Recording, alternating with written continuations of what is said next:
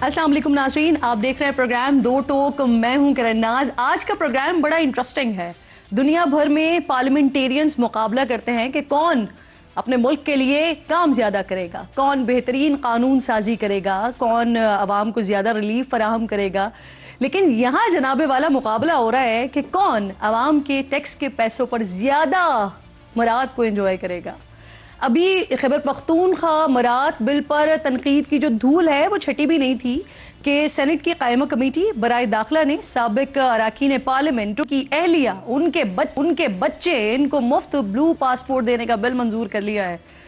Bill के मुताबिक अरकान पार्लियामेंट के शरीके हयात मुफ्त ब्लू पासपोर्ट हासिल कर सकेंगे, जबकि 28 साल से कम उम्र ज़ेर कफालत बच्चे भी ब्लू पासपोर्ट की सहूलत एंजॉय कर सकेंगे। सेनेटर्स की दलील ये है कि अगर ब्यूरोक्रेट्स को ये सहूलत हासिल है तो फिर उन्हें भी मिलनी चाहिए।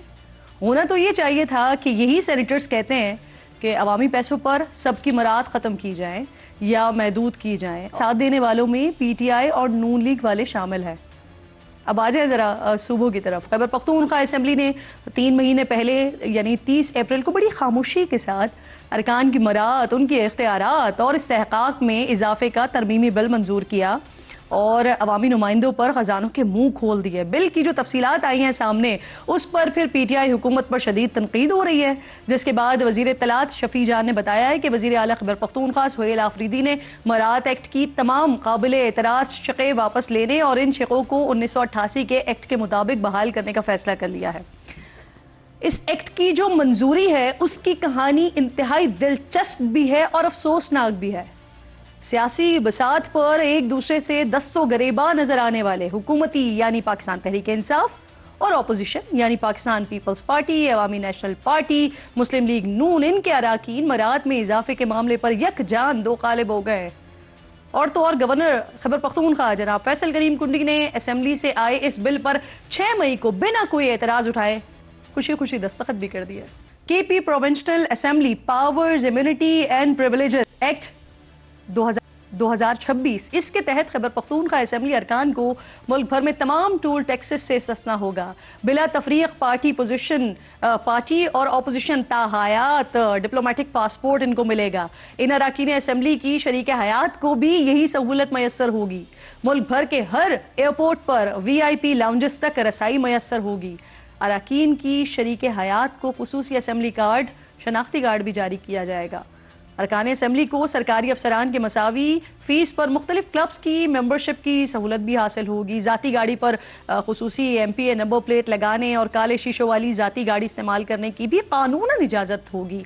तरमीमी बिल के तहत अरकान 3 रोज़ तक सरकारी रिहाइश बशमूल सर्किट हाउस, रेस्ट हाउस या किसी भी सरकारी रिहाइश गाह में मुफ्त क़याम और ताम कर सकेंगे।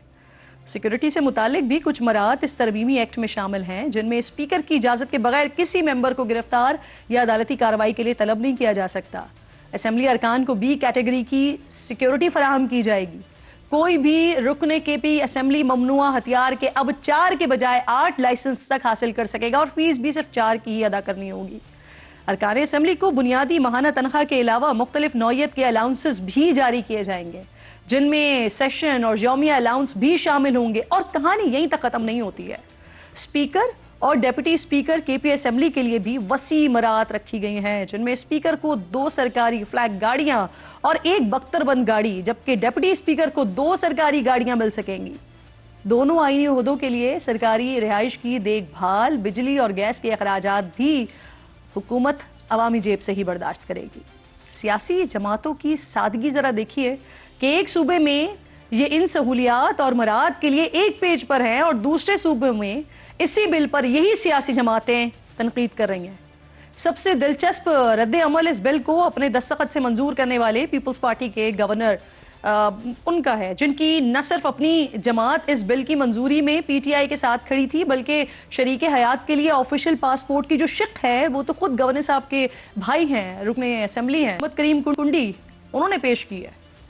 PTI के हमारे जो बड़े हैं वो बताएं कि आपने जो अयाशियों का बिल अपने लिए पास किया है, ये आवाम को कितनी सहूलत उससे मिल रही है। अपने लिए तमाम तरह जो है उन्होंने मराहत कहें वो ले लिए और आवाम के लिए कुछ नहीं है। अच्छा, दूसरी तरफ नाज़रीन, पंजाब और वफाक से नून लीग रहनुमा भी खैबर पख्तूनख्वा में अपनी पार्टी से बाज़पुर्स करने या इसके खिलाफ कार्रवाई करने के बजाय सिर्फ खैबर पख्तूनख्वा हुकूमत पर तनकीद करके शायद बेवकूफ़ बना रहे हैं आवाम को। पास जो ब्लू पासपोर्ट है वो मेंबर पंजाब असेंबली होने की वजह से है, और वो तब तक है जब तक मेरी असेंबली है। ये गलत बात है कि सारे सूबों में सिर्फ मेंबर्स के पास जो है वो एक ब्लू पासपोर्ट है, उनकी फैमिली में किसी के पास नहीं है। ये मुगल बादशाहों वाले शौक पंजाब में नहीं चलते। केपी असेंबली जो है वो मतलब बादशाह है, मतलब जलालुद्दीन अकबर का मुझे लगता है कोई खानदान है। खैबर पख्तूनख्वा असम्बली की जानिब से एक बिल मंजूर हुआ है। अराकीन को, वहाँ के वजीरों को, वहाँ के मुशीरों को, वजीर आला साहब को लामहदूद इख्तियारात दे दिए गए। ऐसे इख्तियारात आखिरी मुगल बादशाह बहादुर शाह जफर के पास भी नहीं थे, शायद जलालुद्दीन अकबर के पास। एक उंगली दूसरे की तरफ उठाने वाले पीपल्स पार्टी और नून लीग के अरकान शायद ये भूल जाते हैं कि बाकी 3 उंगलियों का रुख उनकी अपनी तरफ है। अब इन दोनों सूबों में असेंबलियों ने अपने अराकीन पर पहले ही खजानों के मुंह खोल रखे हैं। पंजाब में अभी की तो बात है, 2 साल पहले ही दिसंबर 2024 में हुक्मरान जमात यानी नून लीग ने कानून साजी करते हुए अराकीन असेंबली की तनख्वाहों में 5-10 गुना तक इजाफा किया था। तनख्वाहें चंद हज़ार और लाख से कई लाख तक पहुंचा दी थी। दीगर मराहत में पंजाब असेंबली के मौजूदा अराकीन के साथ साथ साबका अराकीन को भी ब्लू पासपोर्ट और मुल्क भर के एयरपोर्ट्स पर VIP लाउंज की सहूलत मैसर है। अरकान पंजाब असेंबली को सूबे भर में टोल टैक्स से भी इस्तिस्ना हासिल है।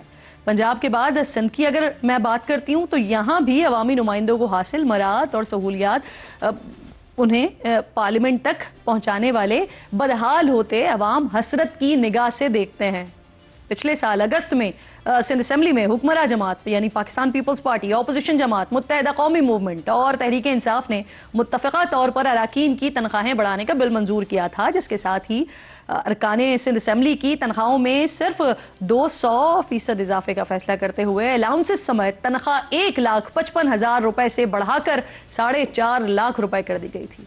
मुख्तलिफ अलाउंसेस के लिए भी अरकान पार्लियामेंट ने बिला तफरीक जमात और सियासी वाबस्तगी अपने लिए ख़जानों के मुंह खोल लिए थे। दूसरी तरफ सिंध असेंबली के मौजूदा अराकीन के साथ साथ साबिका अराकीन को भी ब्लू पासपोर्ट और मुल्क भर के एयरपोर्ट्स पर VIP लाउंजेस की सहूलत मैसर है और दीगर चंद सहूलियात असेंबली अराकीन के 18 साल से कम उम्र बच्चों के लिए भी है।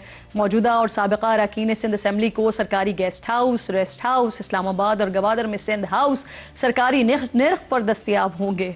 सिंध असेंबली का अगर कोई रुकन मुद्दत असेंबली में इंतकाल कर जाता है तो उसकी बीवी या शोहर के लिए भी ऊपर दर्ज तमाम और दीगर सहूलियात मैसर होंगी। हालांकि अगर बात करते हैं हम माहिरीन से, माशियात के माहिरीन से, तो वो ये कहते हैं कि असेंबली को अपने अखराजात कम करने हैं, तब उसके बाद जो है वो मुल्क के हालात बेहतर हो सकते हैं। लेकिन यहाँ तो सिचुएशन ही दूसरी है। शफी जान साहब वज़ीर इत्तलात हैं खैबर पख्तूनख्वा के, मेरे मोअज़्ज़ज़ मेहमान हैं, प्रोग्राम में ज्वाइन कर रहे हैं। आपके वक्त की बेहद शुक्रगुजार हूँ। शुमाइला राना साहिबा पाकिस्तान मुस्लिम लीग नून की अहम रहनुमा है, मेरे साथ मौजूद हैं प्रोग्राम में। आप दोनों मोअज़्ज़ज़ मेहमानों की मैं बेहद शुक्रगुजार हूँ। शुमाइला साहिबा से मैं बात का आगाज़ आपसे करना चाह रही हूँ क्योंकि आज सेनेट की कायमा कमेटी में ये बिल मंजूर हुआ है। साबिका अरकान पार्लियामेंट हैं, उनकी अहलियां हैं, उनके बच्चे हैं, उन्हें ब्लू पासपोर्ट देने का बिल मंजूर हुआ है। अरकान का तो समझ आता है, लेकिन साबिका अरकान पर इन मेहरबानियों की वजह क्या है? और फिर अहलिया और बच्चे, और बच्चों में भी वो बच्चे जिनकी उम्र 28 साल से कम हो। नेशनैलिटी के लिए भी 18 साल तक की उम्र होती है, यहाँ तो माशाल्लाह 28 साल उम्र रखी गई है। सर मैडम, क्या वजह बनती है इसकी? बिस्मिल्लाहिर्रहमानिर्रहीम। बहुत शुक्रिया किरण, आपने बड़ी तफसील के साथ जो हमारी कमज़ोरियाँ, कमी और कोताहियाँ हैं, आपने, मैं कहूँगी कि तमाम मतलब पॉलिटिकल पार्टीज़ की जो चीज़ें हैं उसका बड़ा अच्छा एनालिसिस किया। और उसके अंदर मैं ये कहूँगी कि अभी रिसेंट हालिया जो बिल खैबर पख्तूनख्वा हुकूमत ने पास किया है वो काफ़ी एक मुतनाज़ा बिल है और उसके ऊपर लोगों के बहुत एतराज़ात हैं। मामला ये है कि देखें, बात अगर मैं रियलिटी के ऊपर करूं तो अरकान जो हैं, जो अपने अपने इलाकों से 2-2, 2.5, 3-3 लाख वोट लेकर आते हैं और वो अपनी आवाम के, अपने लोगों के नुमाइंदा होते हैं, नुमाइंदगी करते हैं। अगर आपको एज ए रुकने कौमी असम्बली में बताऊं तो यकीन जानिए हमारी मराहत बिल्कुल बहुत कम है।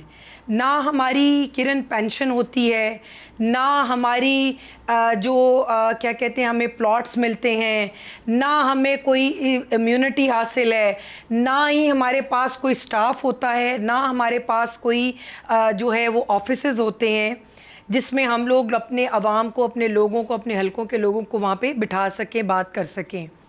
दूसरी बात यह है कि यहाँ पे आपने देखा होगा कि ब्यूरोक्रेसी के अंदर आपने देखा होगा जजेस को और जो दूसरी कम्युनिटी है और प्राइवेट सेक्टर के अंदर जो लोग काम करते हैं, अल्हम्दुलिल्लाह उनकी मराआत जो हैं वो हर लिहाज से ज़्यादा हैं। अब चले आते हैं, मैंने तो ये आपको एक पिक्चर का ओवरव्यू किया है। मैं दोबारा आपकी तरफ भी आऊंगी और जो आपने वो वाली बात की है कि खैबर पख्तूनख्वा हुकूमत ने जो किया, तो शफी जान साहब का स्टेटमेंट ऑन रिकॉर्ड मौजूद है कि वाला ने जब इसके ऊपर तनकीद हुई है तो उन्होंने फौरी तौर पर उन शिकों में रद्दोबदल की बात की है। तो शफी जान साहब साथ ही मौजूद हैं, उनसे इस बारे में मजीद भी क्लैरिटी लेंगे। अभी इस वक्त मुझे सेनेटर अब्दुल कादिर साहब ज्वाइन कर रहे हैं जिन्होंने ले किया है इस बिल को सेनेट की कायमा कमेटी में। बहुत शुक्रगुजार हूँ आपकी सर। सबसे पहले तो मुझे जरा इस बिल के बारे में फरमा दीजिए, क्या ऐसा इस बिल में नया है जो पहले नहीं था? पहले तो ये बता दीजिए। थैंक यू वेरी मच जी। मैं सिर्फ इसको सिंपली ये कह रहा हूँ कि जो सेनेट ने ये बिल इंट्रोड्यूस किया है, एक्चुअली ये बिल जो है ये इसमें थोड़ी सी पहले जो लॉ था उसमें एनॉमली थी।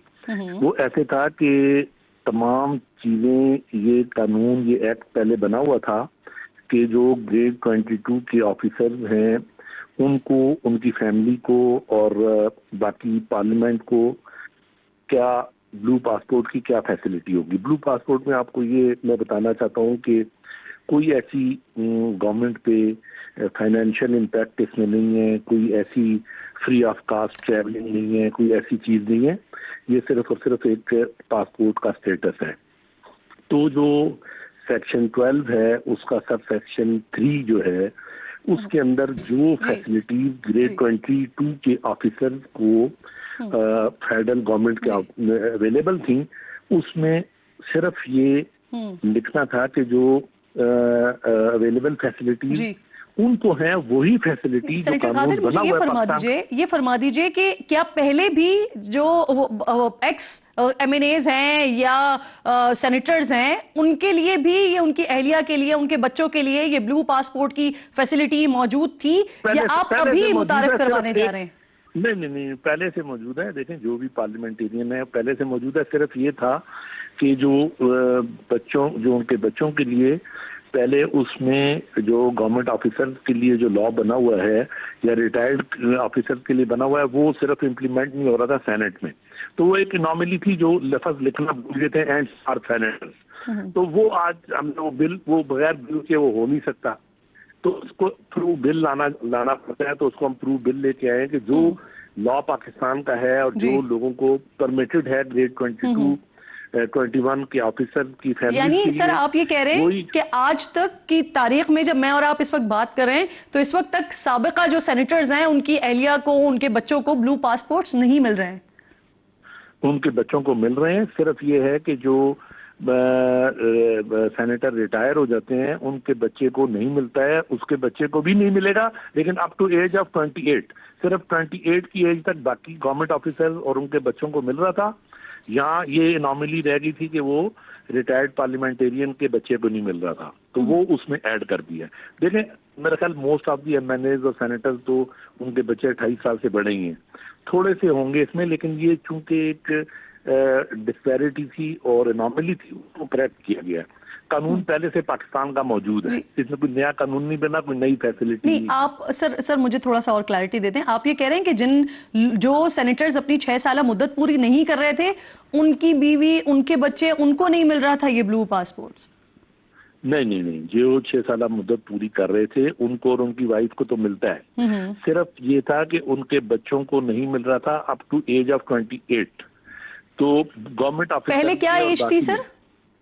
पहले उनको नहीं मिल रहा था जब वो 6 साल मुद्दत के बाद उनके बच्चों को नहीं मिल रहा था, जबकि रिटायर्ड गवर्नमेंट ऑफिसर के बच्चों को मिल रहा था। तो वो अप टू एज ऑफ 28। तो वो सिर्फ उसको ऐड किया है कि अप टू एज ऑफ 28 ठीक सेनेटर्स के जी। बच्चों को भी मिलना चाहिए। सही। अच्छा, पाकिस्तान पीपल्स पार्टी, पाकिस्तान मुस्लिम लीग नून, पाकिस्तान तहरीक इंसाफ, ये तमाम के तमाम इस बिल पर एक पेज पर हैं, यानी बाकी दो जमातों की भी हिमायत हासिल है इस पर? जी बिल्कुल बिल्कुल थी ना, आज सारे उधर मौजूद थे। JUIF ने भी सर हिमायत की है इसकी? मुझे उसका मेंबर याद नहीं है, लेकिन सारों की हिमायत है इसमें। कोई देखिए, इसमें कोई नई फैसिलिटी तो ले नहीं रहे, कोई गवर्नमेंट ऑफ पाकिस्तान से कोई मुफ्त कोई चीज या कोई पर्स, कोई प्रिविलेजेस, कोई तनख्वाह, कोई चीज, पैसे तो बढ़ा नहीं रहे। वो तो सिर्फ ये है कि पहले वो गवर्नमेंट ऑफिसर्स 21-22 के ऑफिसर्स के बच्चों को 18 साल की बजाय 28 साल तक मिलता है, तो अभी इनके बच्चों को भी 28 साल तक मिलेगा। सर असल में तो ज्यादातर पाकिस्तान की आवाम जो है ना, वो ये सवाल करती है कि हमें तो जो बेसिक नेसेसिटीज हैं वो नहीं मिल रही है, आप जो है वो आवाम, अब आप अपनी अपनी जो है वो प्रिविलेजेस और पर्क्स की तरफ जा रहे हैं। सुन ले, पहले कोई 56,000 पासपोर्ट इशू है, अगर 60-70 पासपोर्ट उनके बच्चों को 2-4 साल 6 साल के लिए मिल जाएगा और बाद में दोबारा ग्रीन हो जाएगा, तो कोई खुदा न खास्ता हुकूमत आवाम को तो कोई नुकसान नहीं दे रही है। अच्छा ठीक है सर, बहुत शुक्रिया। अब्दुल कादिर साहब प्रोग्राम में आप साथ मौजूद थे। जिस तरह से बता रहे थे अभी अब्दुल कादिर साहब के सारे ही माशाल्लाह एक पेज पर हैं इस बिल के हवाले से, तो एक तरफ आपके बिल के ऊपर जो सूबाई असेंबली का है वहां पर तनकीद हो रही है, आपकी एक क्लैरिटी भी आ गई है, लेकिन उसके बावजूद भी आपके सेनेटर्स यहाँ सेनेट में कमेटी में इस बिल की हिमायत कर रहे हैं सर? सबसे पहले आपका शुक्रिया। देखिए, जहां तक खैबर पख्तूनख्वा की बात है और इस बिल की बात है, तो आज सीएम अफरीदी साहब ने बीना के मेंबरान बुलाया था, काफी इशू और भी डिस्कस हुए, उसके साथ साथ इस इशू पे भी बात की गई। स्पीकर खैबर पख्तूनख्वा भी इस मशावरत में शामिल थे और ये फैसला किया गया है कि जो शक मुतनाज़ा है उसको वापस लिया जाएगा और जो 1988 का एक्ट है ये शिके उसी के मुताबिक दुरुस्त और बहाल की जाएंगी। अब बात बड़ी वाज़ेह है कि ये दो चीजों को हमने समझना होगा। देखिए, जो ड्राफ्ट कैबिनेट के पास आया, उस ड्राफ्ट में ब्लू पासपोर्ट वो तो पहले से MPS के पास मौजूद था, इसके अलावा उस ड्राफ्ट में ऐसा कुछ भी नहीं था, जिसके मिनट्स में आपके साथ शेयर भी कर सकता हूं। और काफी जो सहाफी हमारी बरादरी है उसने इसके काफी वीलॉग्स भी किए हैं। कैबिनेट से जो ऑफिशियल पासपोर्ट था वही ड्राफ्ट पास हुआ, फिर उस ड्राफ्ट को असेंबली भिजवाया गया और असेंबली में हमारे जो पीपल्स पार्टी से ताल्लुक रखते हैं पार्लिमानी लीडर है अहमद कुंडी साहब, जो कि गवर्नर साहब के भाई हैं, उन्होंने उसमें अमेंडमेंट और खैबर पख्तूनख्वा पास किया। अब 20 अप्रैल की बात है, उस दिन से वो वहाँ कौन कौन मौजूद था ये भी देखना पड़ेगा, लेकिन इसके इस मई को गैजेटेड नोट हुआ और पिछले कई जो है वो मीडिया शफी साहब, मुझे जरा ये थोड़ा सा क्लियर कर देंगे सर, ये कौन सी ऐसी शिकें हैं जो वापस ली जा रही हैं? क्योंकि आपके पास तमाम मिनट्स, आप खुद वहां पर मौजूद, तो आपको बहुत अच्छे से पता होगा। मुझे जरा वो शिक बता दीजिए कि कौन सी वापस ली जा रही हैं। देखिए, इसमें 1980 का एक्ट किरण साहब अगर आप उठाएं और 20 का एक्ट उठाएं तो ये बिल्कुल सिमिलर है। 1 से 2% इसमें जो है शायद ही डिफरेंस हो। एक तो ब्लू पासपोर्ट तो शुरू से हमारे पास था, जो कि MPS है, जो 5 साल के लिए मिलता है, जैसे टर्म खत्म हो जाती है तो पासपोर्ट भी आपका खत्म हो जाता है। हमने जो था वही ड्राफ्ट जो है दोबारा जो है कैबिनेट ने अप्रूव किया था, लेकिन जो असेंबली ने जो अमेंडमेंट की है उसमें ब्लू पासपोर्ट लाइफ टाइम के लिए था, स्पाउस के लिए था और डिपेंडेंट बच्चों के लिए था जी। और इसके अलावा जो था सहाफियों पे जो जर्नलिस्ट के जो जी बिल्कुल इसको वापस लिया जाएगा। जो पासपोर्ट MP को सिर्फ मिलता है 5 साल के लिए, जो 1988 एक्ट में मौजूद है वही एक्ट जो है दोबारा बहाल हो जाएगी। ठीक है, एक यही शिक है जिसे वापस लिया जा रहा है। देखिए, इसके अलावा 4 असले के लाइसेंस 1988 के एक्ट में मौजूद हैं। अभी जो 4 इसके साथ मजीद ऐड किए गए थे पेमेंट पे, फ्री नहीं पेमेंट पे, उसको भी वापस लिया जाएगा। इसके साथ जर्नलिस्ट पे जो जुर्माने बढ़ाए गए थे उसको भी वापस लिया जाएगा। हम जर्नलिस्ट कम्युनिटी के साथ बैठेंगे भी, उनकी भी बातें सुनेंगे, क्योंकि उनका जो भी पॉइंट ऑफ व्यू है उसको ऐड किया जाएगा, उनको ऑन बोर्ड किया जाएगा। मंडे को पार्लिमानी लीडर्स की मीटिंग भी स्पीकर साहब ने बुला ली है, और जो भी मुतनाज़ा शिके हैं जिस पे अवाम को सर, ये बहुत अच्छा है, बहुत अच्छा इक़दाम है सर। अगर इतनी तनकीद के बाद अगर आप अपना फेल जो है वो उसको फिर वापस कर रहे हैं तो ये बहुत अच्छी बात है। शुमाइला राना साहिबा, अब जहां पर केबीके में तनकीद हुई, इनफैक्ट आपने भी आगाज किया, आपने भी तनकीद की, लेकिन यहाँ पर उन्हीं तमाम शिकों को वापस लिया जा रहा है, तो क्या ये जो पर्क्स एंड प्रिविलेजेस हैं जो पंजाब की MNAs MPs को भी मैसर है, तो क्या फिर वहां पर भी कुछ वापसी के हवाले से सोच रहे हैं? देखिए किरण, बात यह है कि इनका जो बिल था, मुतनाज़ा बिल था, उसमें सिर्फ ब्लू पासपोर्ट ही की हद तक बात नहीं थी, उसमें और भी बहुत सी ऐसी शिकें थीं जिसके ऊपर तमाम लोगों को एतराज़ात थे। देखिए, ब्लू पासपोर्ट तो उसकी एक शिक थी जिसके ऊपर जो मौज़ूए बहस बना हुआ, जो इन्होंने जर्नलिस्ट के लिए जो उनकी कदगन लगाने के लिए और जो जर्नलिस्ट सहाफ़ी बरादरी के लिए इनकी सोच है वो सामने आ गई। और दूसरी बात यह है कि देखिए ये का एक मामला भी है मॉरल पख्तूनख्वा के बिल में, और वो इसको वापस रिटर्न कर रहे हैं। क्या आप भी समझती हैं कि पंजाब में भी होना चाहिए?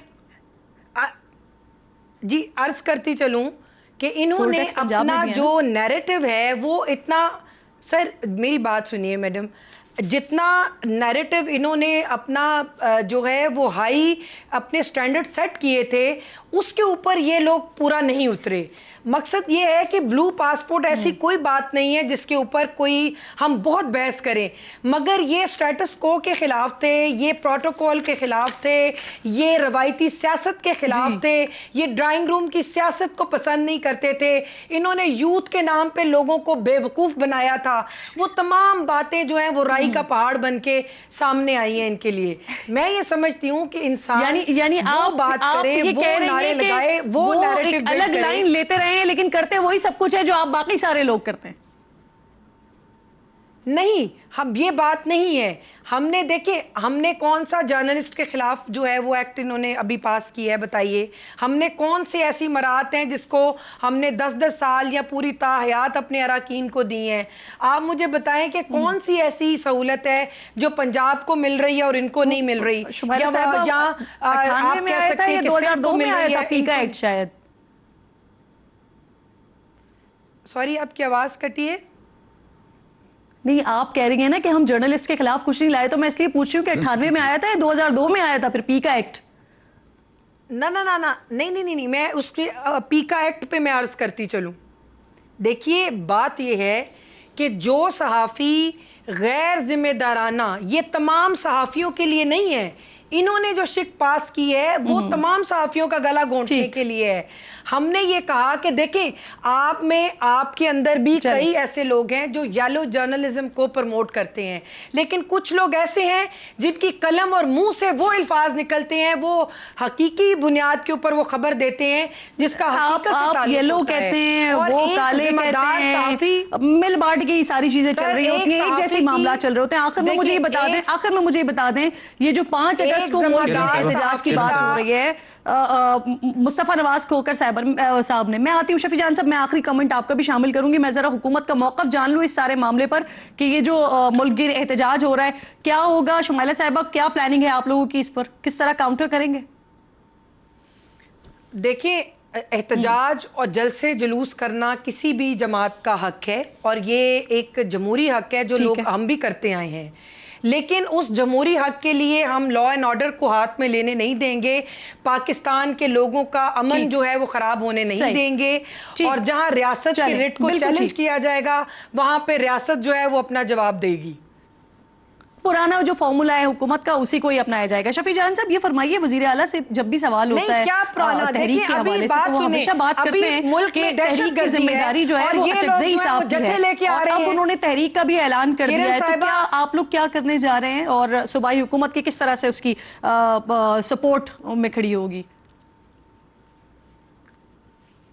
देखिए, पहली बात यह है कि मैं थोड़ा सा पीका एक्ट पे और सहाफ़ियों की बात तो मेरी बहन शुमाइला ने की है। देखिए, ये वो लोग हैं जो उन्होंने पीका एक्ट पास किया, जहां पे अगर आप पंजाब में सीएम के खिलाफ कोई न्यूज लगाते हैं तो आपको गायब कर दिया जाता है। जहाज की स्टोरी को ब्रेक किया गया, उसकी फैमिली पंजाब में थी, उसके घर में छापे मारे गए, हम न्यूज के सहाफ़ी को उठाया गया, 3 दिन तक वो गायब रहा, जिस तरीके से बाजियाब हुआ सबको पता है।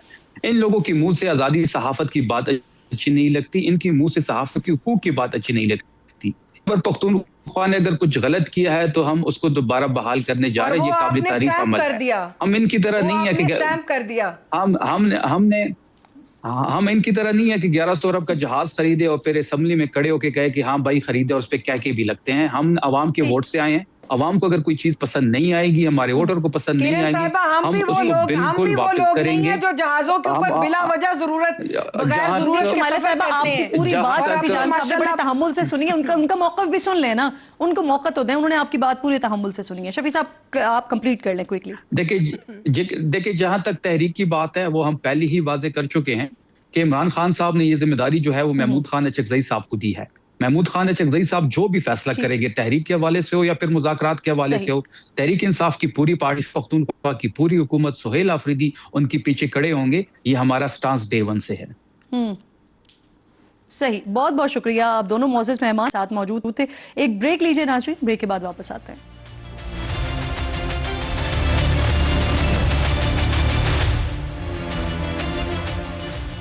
नाज़रीन, प्रोग्राम में एक बार फिर आपको खुशामदीद कहते हैं। एक याददाश्त, पाकिस्तान की सालिसी में अमेरिका और ईरान के दरमियान हुई, लेकिन कल से हम फिर देख रहे हैं कि अमेरिका और ईरान ने एक दूसरे के ऊपर हमले शुरू कर दिए हैं। कतरी मुज़ाकरात इस वक्त ईरान में मौजूद हैं, ऐसा कह रहा है रॉयटर्स। ईरान का साबिक़ सुप्रीम लीडर, इनकी शहादत का जो है वो बदला लेने का ऐलान भी किया गया है और अब उसके बाद इस वक्त सिलसिला जो है वो एक दूसरे पर हमलों का जारी है।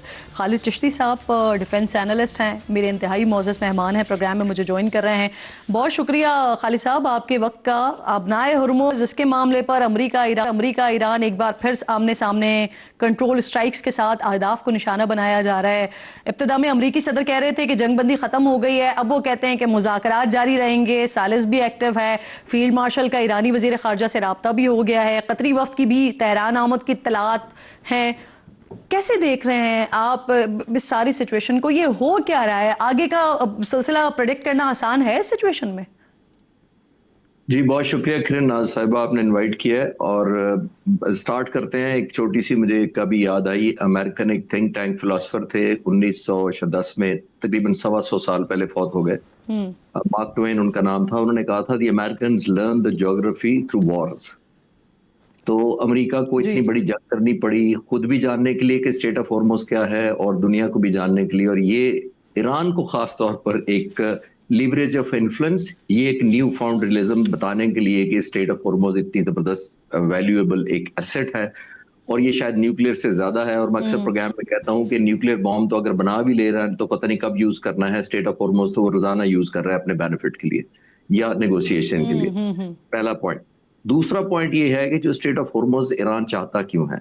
देखिए बड़ी इंपॉर्टेंट बात है कि दो चीजें हैं, जो एक ज्यादा बात की जाती है, एक कम बात की जाती है। मैं दोनों को हाईलाइट करने की कोशिश करता हूँ। देखिए स्टेट ऑफ हॉर्मुज़ सब जानते हैं कि रोजाना की बुनियाद पर वहां से कुछ 100-125 के करीब शिप्स गुजरते थे जमाना अमन में, फरवरी जंग शुरू होने से पहले। अभी जो दरमियान में ईरान ने अलाउ कर दिया था पेमेंट लेके, वो तकरीबन $2 मिलियन ले रहा था ईरान। अभी जो इस वक्त गुजर रहे हैं आफ्टर दी MOU, तकरीबन 50 गुजर रहे थे 2 दिन पहले तक एवरेज, जब ये दोबारा हमले नहीं शुरू हुए थे। अगर हाइपोथेटिकली ईरान चार्ज करना शुरू कर दे $2 मिलियन दोबारा हाइपोथेटिकली, तो ये तकरीबन $100 मिलियन रोजाना बनता है, तकरीबन $36 बिलियन एक साल का बनता है। तो ये एक न्यू फाउंड रियलिज्म है। लेकिन मेरा नहीं ख्याल कि ईरान इसको परमानेंट करना चाहता है या कर सकेगा, ये जो टॉल की बात कर रहा हूँ, क्योंकि दुनिया मानेगी नहीं। लेकिन मेरा ख्याल है वो प्रेशर के तौर पर यूज कर रहा है। जो दूसरी बात है, जो कम बात की जा रही है, देखिए ईरान इस वक्त स्टेट ऑफ हॉर्मुज़ को as a buffer zone use करना चाहता है, जिसका मतलब ये है कि मेरी वार्निंग, अर्ली वार्निंग होनी चाहिए, क्लियरेंस होनी चाहिए, अर्लियर कोऑर्डिनेशन होनी चाहिए। अब भी जो ट्रैफिक जा रही थी चंद दिन पहले तक, ईरान क्या करता था कि क्रू के नाम बताएं, नंबर बताएं, उनकी नेशनलिटी बताएं, type of cargo, the value of the cargo, ये इतने डिटेल्स ले रहा था। That means visibility. और जो अगर नेविगेशन रूट क्लोजली फॉलो करें, जो मैंने फॉलो किया, तो ईरान अपनी कोस्ट के बिल्कुल, जिसको कहते हैं ना हगिंग द कोस्ट, तो ये कोस्ट के बिल्कुल साथ साथ से गुजारने की इजाजत देता था रूट की। इसीलिए आपने देखा कि जो बहरी जहाजों ने ओमान की कोस्ट के करीब गुजरने की कोशिश की, उसने निशाना बनाया। तो ये बताना ईरान ये चाह रहा है कि मैं मैनिफेस्ट कर सकता हूं। ईरान समझता है, जिसको मैं थोड़ा सा तनकीदी नजर से भी देखता हूं, ईरान समझता है कि जितना मैं फोर्सफुली इफेक्टिव मैनिफेस्ट कर पाया स्टेट ऑफ हॉर्मुज़ का कंट्रोल, उतना ही बेनिफिट मिलेगा बाद में। लेकिन उसको क्वेश्चन में अटैच अच्छा करूंगा सर, अब ये एग्जैक्टली ये स्ट्रेट ऑफ हॉर्मुज का मामला ना, और यहाँ पर एक हम सिचुएशन देख रहे हैं कि ईरान में एक बड़ा इवेंट चल रहा है, वहां पर जनाजा है, तदफीन है, और उसी के दौरान में वहां से जो सऊदी अरब के या कतर के, और कतर तो खुद सालिस भी है सारे मामले में, उनके वेसल्स गुजरते हैं, उसके ऊपर अटैक करता है, और फिर वहां से कि मामला शुरू होता है दोबारा वाला जो हमलों के आगाज हुआ है। तो क्यों आप समझते हैं कि स्ट्रेट ऑफ हॉर्मुज को लेवरेज के तौर पर इस्तेमाल कर रहा है, या फिर जो वहां की क़यादत है वो अब ये नजर आ रहा है कि वो सेम पेज पर मौजूद नहीं है? देखिए, IRGC के जो इस वक्त कमांडर हैं और जो नेशनल सिक्योरिटी इनको एडवाइजर हैं, वो इराक और ईरान की 8 साल जंग के दरमियान में लीडिंग रोल उनका रहा था, इसलिए वो थोड़े आपने देखा अग्रेसिव भी हैं, वो ज्यादा मिलिट्री माइंड के साथ हैं। ये वही कमांडर हैं दोनों जिन्होंने इराक ने जो जगह या एरिया छीन लिया था ईरान का 2 साल शुरू की 2 साल जंग में, इन्होंने विड्रॉ करवाया था वापस उन्होंने। तो एक वो एलिमेंट है। दूसरा एक सेगमेंट जिसकी तरफ आप बिल्कुल ठीक इशारा फरमा रही हैं वो ये है कि देखिए इस वक्त लोग गुस्से, एंगर, सदमे कॉम्बिनेशन में हैरानी, लोग कोई भी सेन या थोड़ा सा प्रैग्मेटिक होने की कोशिश करेगा वो एलिमेंट ऑफ अनपॉपुलैरिटी फेस करेगा। तो यहाँ पे पॉपुलर स्लोगन वही है, death to America, death to President Trump, और ये जो आपने देखे हैं नारे, वो ज्यादा पॉपुलैरिटी गेन कर रहे हैं। लेकिन हैविंग सेड दैट, मैं क्वेश्चन अटैच ये करना चाहूंगा, वो ये कि लीडर्स ने इमोशनल के साथ नहीं बह जाना होता, उन्होंने अपने नेशनल इंटरेस्ट देखने होते हैं, उन्होंने एक विजन देनी होती है लोगों को, उन्होंने लोगों को डायरेक्शन देनी होती है, और सबसे ज्यादा लोगों के इमोशंस को वैल्यू में कन्वर्ट करना होता है थ्रू पॉजिटिव मीन्स। तो आई थिंक एक बड़ी ऑब्लिगेशन है ईरानी लीडरशिप पर कि लोगों के बहाव में ना बह जाएं, उनके जज्बात में, क्योंकि इस वक्त उनको बहुत अच्छी डील्स मिल रही थी। जो स्टेट ऑफ हॉर्मुज और दूसरे इनको बेनिफिट मिले हैं थ्रू MOU, वो काबिल कदर है, मेरा ख्याल है इनके फेवरेबल टू ईरान है। तो वो क्वेश्चन में इसलिए ऐड मैंने कहा। सही, बिल्कुल ठीक, बिल्कुल ठीक। बहुत बहुत शुक्रिया साहब, प्रोग्राम में आप साथ मौजूद थे। एक छोटा सा नाज़रीन ब्रेक लीजिए। बलूचिस्तान में ऑपरेशन शाबान पूरी क़ुव्वत के साथ जारी है, बात करते हैं ब्रेक के बाद।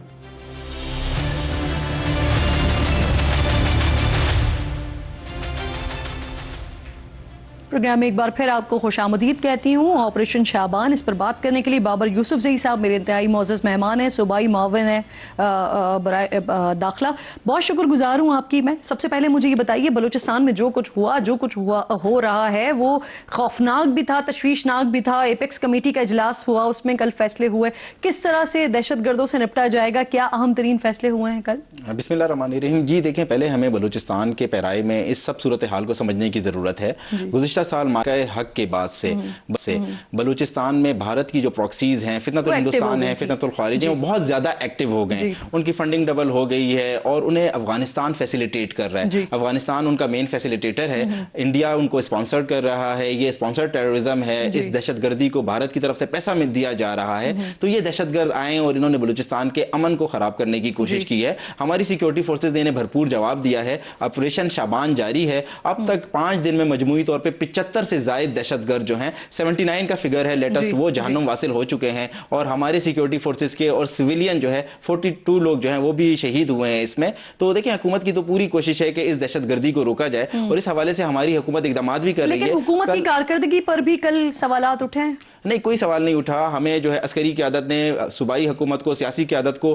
पूरा कॉन्फिडेंस दिया है कि हम आपके साथ खड़े हैं और हम इस जंग में इंशाअल्लाह फतेहयाब होंगे, दुश्मन को शिकस्त देंगे। एपेक्स में कल सख्त फैसले लिए गए हैं और ये फैसला हुआ है, ये डिसाइड हुआ है कि आखिरी दहशतगर्द के खात्मे तक, आखिरी दहशतगर्द के किलेकुमा तक हमारी सिक्योरिटी फोर्सेज और सियासी क़यादत जो है दहशतगर्दों का पीछा करेगी। IBOs ऑपरेशन भी हो रहे हैं, सर्च ऑपरेशन भी हो रहे हैं, कॉम्बिंग ऑपरेशन भी हो रहे हैं, और हमारी फौज और हमारी FC ये जो आप बात कर रहे हैं ना कि ये देखें, ये इंटेलिजेंस बेस्ड ऑपरेशन ये नया नहीं है, ये हम देख रहे हैं कई अरसे से हो रहे हैं। मुख्तलिफ ब्रीफिंग्स होती हैं, उसमें हमें बाकायदा नंबर्स भी दिए जाते हैं। मुख्तलिफ और नया क्या है, क्योंकि ये हमें बताया गया कि पूरी क़ुव्वत के साथ अब इस ऑपरेशन का जो है ना वो दायरा कार बढ़ाया भी जाएगा। तो वो किस तरह से होगा? एक्सटर्नल दुश्मन के साथ साथ जो इंटरनल दुश्मन है, अब उनके खिलाफ कार्रवाई होगी। अच्छा। जो बलूचिस्तान में इनके सहूलतकार बैठे हुए हैं, मामलतकार बैठे हुए हैं, जो बलूचिस्तान के अमन को नुकसान पहुंचा रहे हैं, जिनकी सपोर्ट से ये दहशतगर्द आते हैं और बलूचिस्तान में दहशतगर्दी करते हैं, अब उनके साथ कोई रियायत नहीं बरती जाएगी। अगर वो सियासी लोग हैं तब भी उनके साथ निपटा जाएगा, अगर वो कोई कारोबारी लोग हैं उनके साथ भी निपटा जाएगा। कल एपेक्स में होने वाले फैसलों में ये बात वाज़ेह कर दी है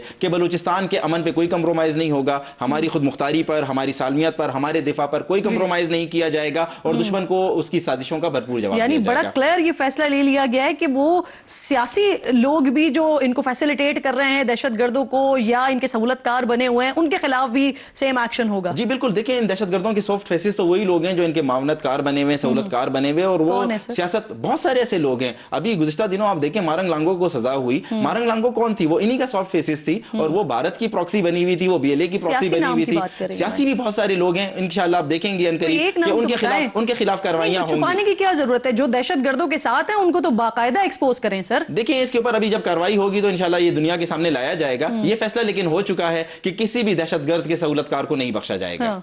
सर, शफीक मेंगल के घर पर हमला हुआ है, दहशतगर्दों ने हमला किया है, इस बात को आप कंफर्म कर सकते हैं? ऐसा जी, हुआ है? बिल्कुल और हुआ है। टारगेट शफीक मेंगल ही थे? जी बिल्कुल, टारगेट शफीक मेंगल थे। वो खुददार में अपने घर पर मौजूद थे, उनके ऊपर खुदकुश हमला हुआ है और एक नहीं 3 खुदकुश बमबारों ने उनके ऊपर हमला किया है। शफीक मेंगल साहब ने जुर्रतमंदी से और बहादुरी से उस दहशतगर्दी का मुकाबला किया, उस हमले का मुकाबला किया। वो 2-2.5 घंटे दहशतगर्दों से लड़ते रहे। शफीक मेंगल पाकिस्तान का फखर हैं, बलूचिस्तान के बेटे हैं, पाकिस्तान के माथे का झूमर है और उन्होंने हमेशा फितनतुल हिंदुस्तान को ललकारा है और फितनतुल हिंदुस्तान को टफ टाइम दिया है। तो फितनतुल हिंदुस्तान ने इस हमले की जिम्मेदारी भी कबूल की है, बीएलए के मजीद ब्रिगेड ने इस हमले की जिम्मेदारी कबूल की है, लेकिन वहां पर भी दुश्मन को शिकस्त हुई है और उनके जो अज़ाइम थे उन्हें नाकाम बनाया गया। मंगी डैम हमले में जो पुलिस एहलकार जवामर्दी के साथ वहां लड़ रहे थे, शहीद हो गए, फिर उसके बाद जिस तरह से उनके जनाजे मुंतकिल किए गए, सोशल मीडिया पर बड़ी तनकीद हो रही है इस सारे मामले पर। सर, मैं इस दावे को बेबुनियाद करार देता हूं और इस दावे की तरदीद करता हूं। वो ताबूत जो उनको लेने के लिए जा रहे थे, उनकी फुटेज बनाकर इसके ऊपर प्रोपेगेंडा किया गया है। एक फेक नैरेटिव बनाया गया है। उन्हें हम इज्जत से लेकर आए। हमारे शोहदा हमारे माथे का झूमर है। हमारे वजीर आला बलूचिस्तान मीर सरफराज बुगटी हमेशा कहते हैं